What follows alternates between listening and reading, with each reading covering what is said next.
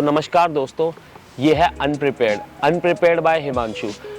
तो हमने ये YouTube चैनल क्यों खोला है, इस सवाल का जवाब तो हमारा खुद से भी है। आप नहीं पूछोगे, हमारा खुद से भी यही सवाल है कि हमने ये YouTube चैनल क्यों खोला है। क्योंकि अभी हमें कुछ नहीं पता कि आगे कैसा जाएगा या कैसे नहीं जाएगा। अभी हमें ना रेवेन्यू स्ट्रीम्स के बारे में पता, ना अभी हम इतने रिसोर्सफुली सक्षम हैं। बस हम चार नए लोग बड़ी बड़ी बातें वही पुरानी, हम एक दिन बड़ी बड़ी बातें कर रहे थे कि ऐसा करेंगे। अब पता नहीं कि वो हो भी पाए या नहीं भी हो पाए, पर हमने एक YouTube चैनल की स्टार्ट तो करने की सोची है, वो कर रहे हैं। हम जो हम करने आए हैं हमने कर चुके हैं। तो अभी हमें कुछ नहीं पता आगे कैसा जाएगा। बस ये YouTube चैनल इसी भरोसे पर खुला है कि आप हमें सब्सक्राइब करेंगे, हम आपको कंटेंट देंगे। क्योंकि हमें सिर्फ अभी कंटेंट ही बनाना आता है, अभी हमें कुछ नहीं पता कि आगे कैसा जाएगा कैसा नहीं जाएगा। तो चलिए आज हम जा रहे हैं महरौली की तरफ इंटरव्यू लेने एडवोकेट महेंद्र चौधरी जी का, जो कि आम आदमी पार्टी के राष्ट्रीय संयुक्त सचिव हैं। तो चलिए, बाय बाय।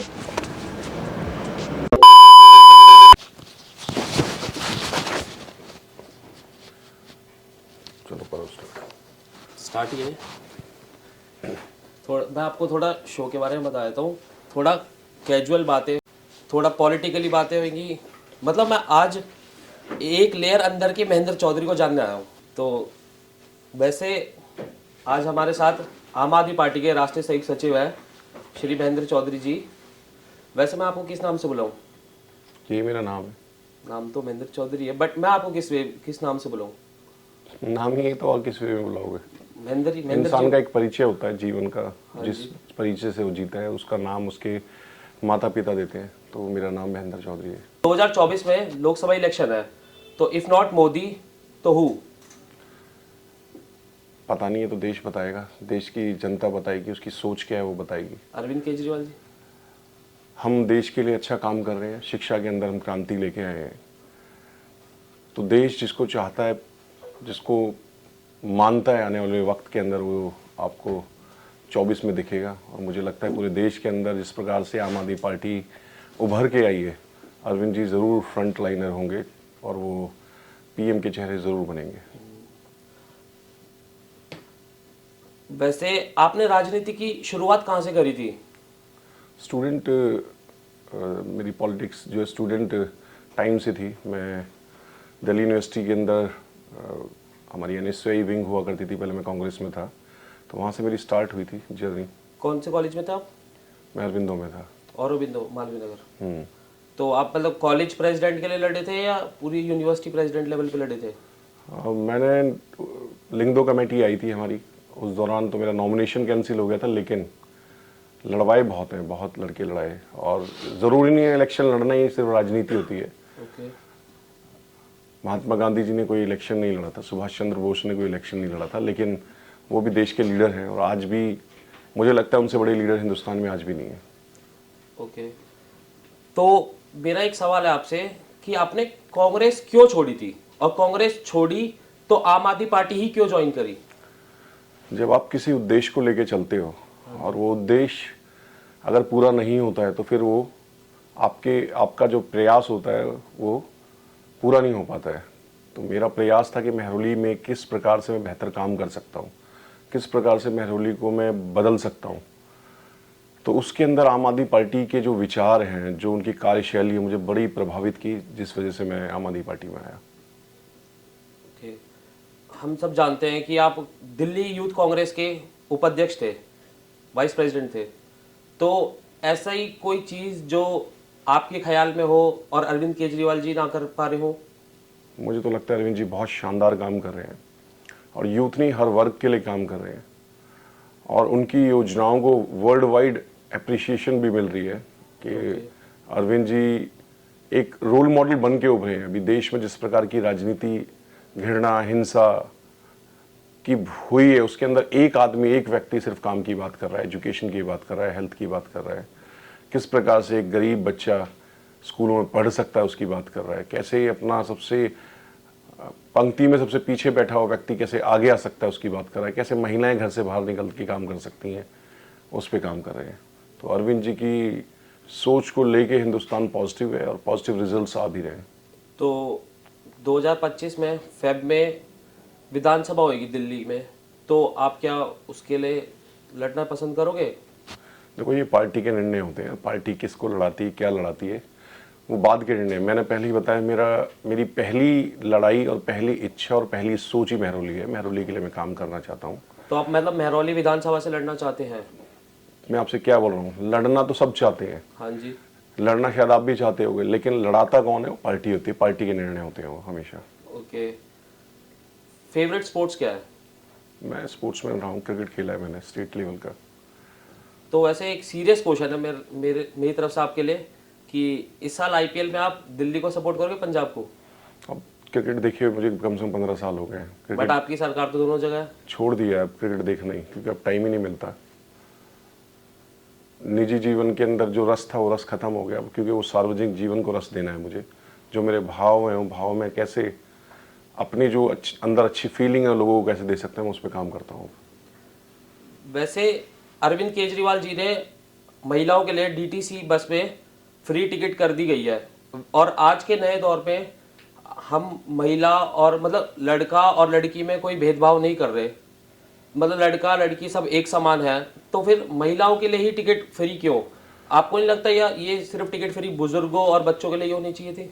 देखो, आपके घर में महिलाएं हैं, उनमें से कितनी महिलाएं हैं जो घर से आपके बाहर निकाली हैं आपने?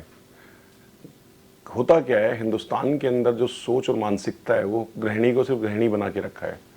लेकिन अरविंद जी की सोच है, जब गृहिणी बाहर निकलेगी और कंधे से कंधा मिला के पुरुषों के समान आके खड़ी होगी तो देश तरक्की करेगा, उन्नति करेगा। आज की डेट में हम जितने यहाँ आपके साथी भी खड़े हैं, उनके घर वाले, मुझे नहीं लगता कोई बचपन से उन्हें आप पुरुष के समान में अधिकार दिए गए होंगे, मुझे नहीं लगता बिल्कुल। और जिस प्रकार से अरविंद जी उसे बढ़ाने की कोशिश कर रहे हैं, हमें मानना चाहिए कि हमारा देश अभी कुरीतियों से भरा हुआ है।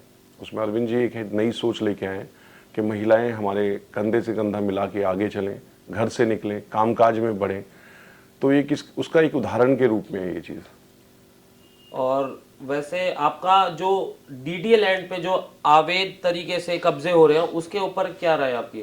वो डीडी लैंड बताएगी कि डीडी का लैंड है या नहीं है, क्यों कब्जे हो रहे हैं, कैसे हो रहे हैं, मुझे नहीं पता, वो ही बताएंगे। बट पर अगर डीडीए के लैंड पे जो अवैध कब्जे हो रखे हैं और डीडीए मतलब डीडीए पे जो अवैध कब्जे हो रहे हैं, तो वहां पर ज्यादातर स्लम एरिया ही बसा हुआ है। तो अगर और अरविंद केजरीवाल जी की सरकार थोड़ा मतलब गरीबों को, झुग्गी झोपड़ियों को पक्के करवाने में लगी हुई है, तो क्यों ना करवाए? जो गरीब है उसी को तो हमें आगे बढ़ाना है, जब भी तो देश आगे बढ़ेगा। आप क्या चाहते हो कि गरीब गरीब रहे और मर जाए? वो गरीबी के अंदर इंसान पैदा हुआ इस धरती के ऊपर, चंद्रमा पे तो रहेगा नहीं, रहेगा तो यहीं पे ही। अवैध तरीके से कब्जा भी तो गलत है। अब पता नहीं कौन से अवैध कब्जों की आप बात कर रहे हो सकता है आपका घर भी अवैध हो।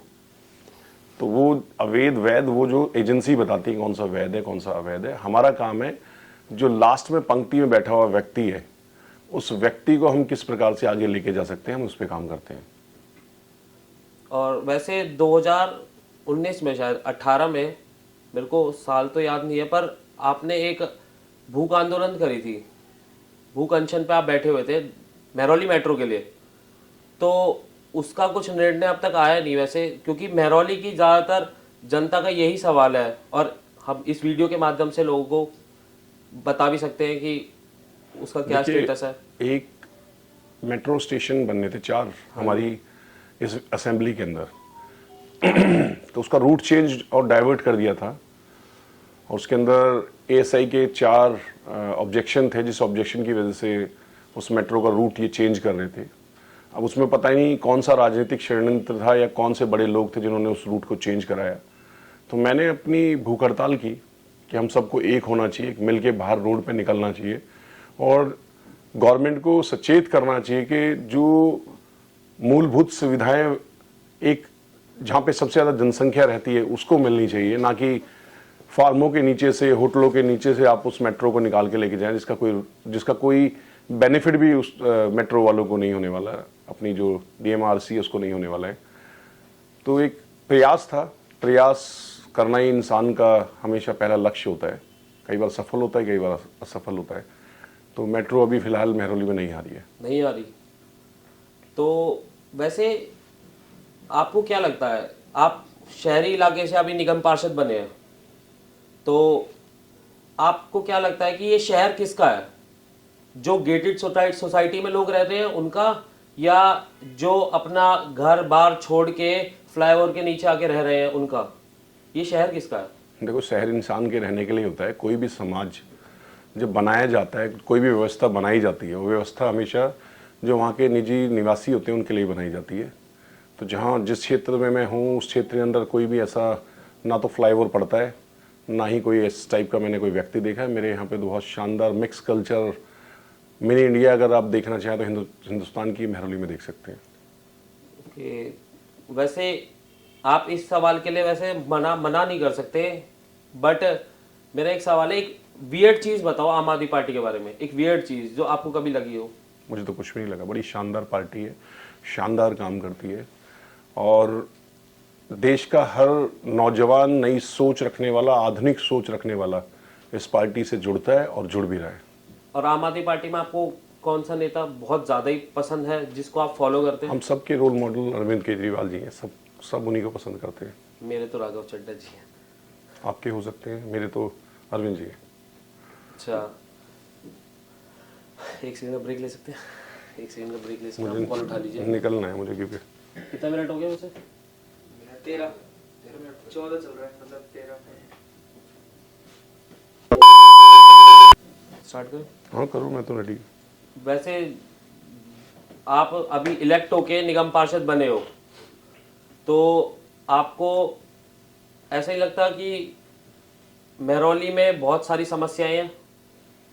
देखो, समस्याएं तो होती हैं। इंसान जब जीवन को जीता है समस्याएं आती जाती रहती हैं। हाँ, नो डाउट। अभी जिस प्रकार से पुरानी सत्ता पे काबिज लोग थे, उन्होंने महरौली, जो एक ऐतिहासिक महरौली है, जिस प्रकार से उसे दिखना चाहिए था उसके पर काम नहीं किया है।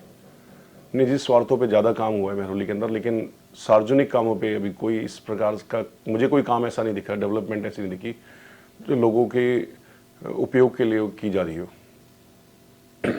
अभी शपथ के दिन 6 तारीख को सिविक सेंटर में जो हंगामा कह रहा है, बीजेपी वाले कह रहे हैं कि आम आदमी पार्टी वालों ने करा है, आम आदमी पार्टी वाले कह रहे हैं बीजेपी वालों ने करा है। तो मनोज तिवारी जी भी कह रहे हैं कि जब आम आदमी पार्टी पूर्ण बहुमत से आई है फिर भी हंगामा कर रही है, तो इसके बारे में कुछ बता सकते हो? देखिए, देश गांधी का देश है और ये देश भगत सिंह का भी देश है। दोनों विचार इस धरती पर, इस हमारे समाज के अंदर पैदा है। जब आपकी हक छीना जाता है तो हमें भगत सिंह भी बनना पड़ता है। और जिस तरीके से जो वहाँ पे शपथ दिलाई जा रही थी नॉमिनेटेड पार्षदों की, उसका विरोध हमें करना था और हमने किया। उसके बाद जो बैड एलिमेंट्स टाइप के इन्होंने लोग चुने हैं, क्योंकि अभी तक आपने देखा होगा हिंदुस्तान की राजनीति के अंदर जहाँ भी हिंसा देखने को मिलती है वहाँ पे सिर्फ और सिर्फ बीजेपी दिखती है। तो बीजेपी की पार्षदों ने वहाँ पे हिंसा शुरू की।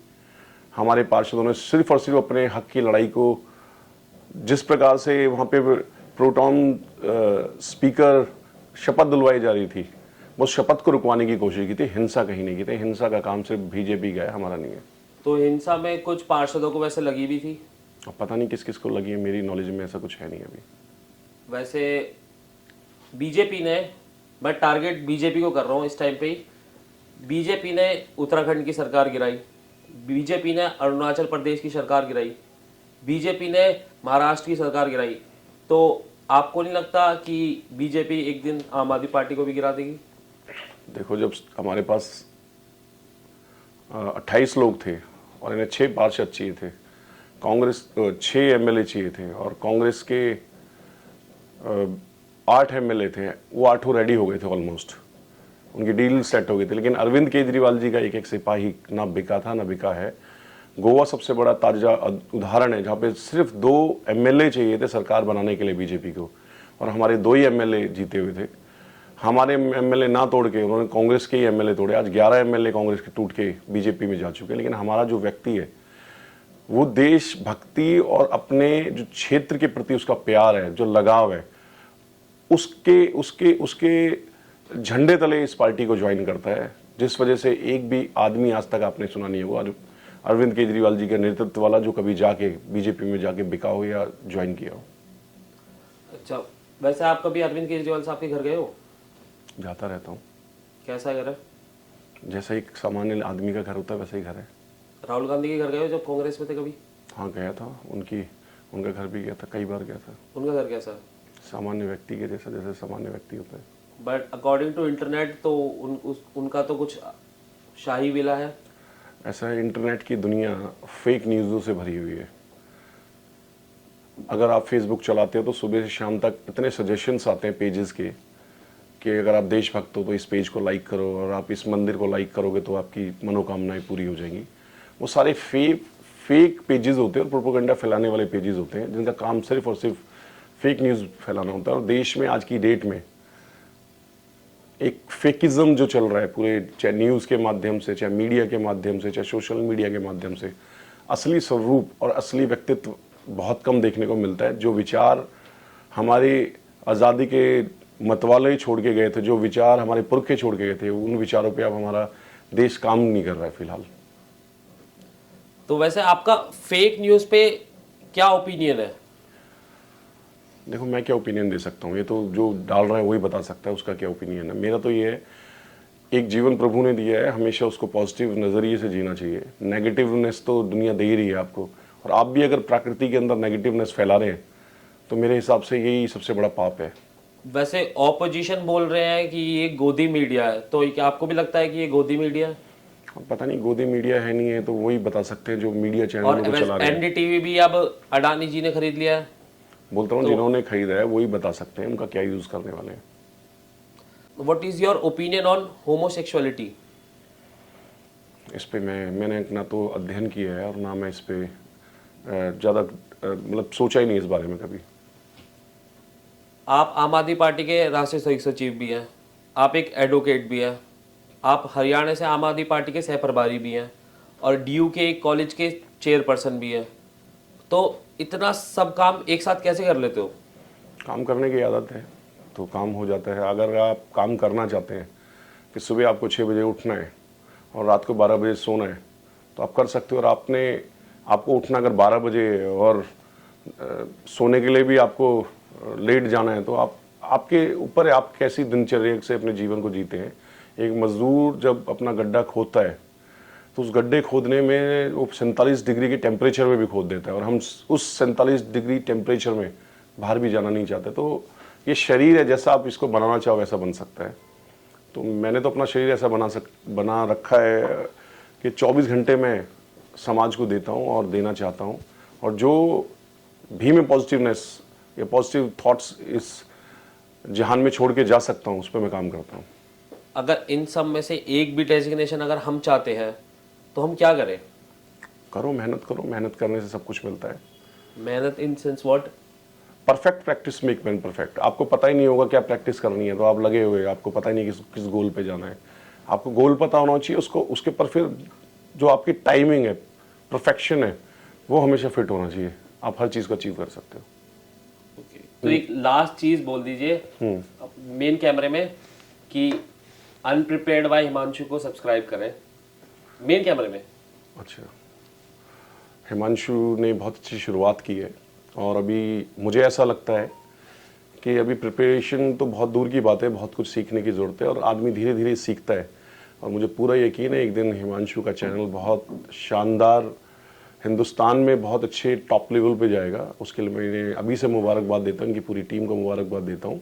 और जो चैनल है, इस चैनल को आप ज़रूर सब्सक्राइब कीजिएगा, क्योंकि आपको अगर बढ़िया और शानदार वीडियोस देखनी है तो यहाँ आपको ज़रूर मिलेंगी। Unprepared by Himanshu.